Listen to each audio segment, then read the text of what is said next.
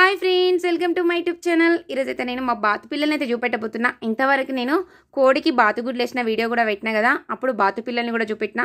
ఇప్పుడు ఎంత పెద్దగానే చూడండి, బాతు పిల్లలు అయితే ఎంత యాక్టివ్గా ఉన్నాయో, ఎట్లా ఉరుకుతున్నాయో చూడండి.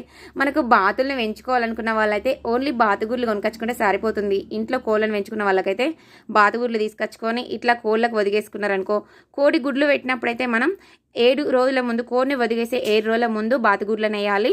తర్వాత 7 రోజుల తర్వాత కోడిగుడ్లను వేసుకున్నారనుకో, ఎందుకంటే బాత్ అనేది 28 రోజులకు చేస్తుంది పిల్లలు, 28, 29 రోజులకు చేస్తుంది. కోడి 21 రోజుకే చేస్తుంది. కాబట్టి మనం 7 రోజుల ముందు అవేయాలి, 7 రోజుల తర్వాత కోడిగుడ్లు వేయాలి. అట్లయితే మంచిగా చేస్తాయి బాతులు. అయితే చూడండి ఎంత యాక్టివ్ ఉన్నాయో. వీటి కోసం అయితే సపరేట్గా రూమ్ లాగానే రెడీ చేసిండు మా సాయి. అయితే చుట్టూ చీరలు గట్టి అయితే రూమ్ లాగానే రెడీ చేసిండు. వీటి కోసం కుక్కలు పడుతున్నాయని 10 పిల్లలు అయితే 5 పిల్లలు అయితే కుక్క తినేసింది. అందుకోసం అయితే చుట్టూ అయితే చీరలతో అయితే రూమ్ లాగా కట్టేసిండు. చూడండి ఎంత బాగుందో.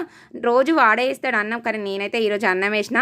నాకు వీడియో కోసం వేసిన ఈరోజు స్పెషల్గా, ఎందుకంటే వీటిని వీడియో తీయాలనుకొని అయితే నేనైతే అన్నం వేసి వీటిని అయితే తీసుకొచ్చిన లోపలికైతే. బయట ఉండే ఇంతవరకు దాకా నేను లోపలికి తీసుకొచ్చిన, వీటిని అయితే అన్నం వేసి లోపలికి తీసుకొచ్చిన. మన మెటల్ తాడు వస్తాయి బాతులు అయితే. చూడండి ఎంత బాగున్నాయో బాతులు అయితే. వీడియో నచ్చిన వాళ్ళైతే లైక్ చేయండి, షేర్ చేయండి. నా ఛానల్ అయితే సబ్స్క్రైబ్ చేయడం మాత్రం మర్చిపోకండి.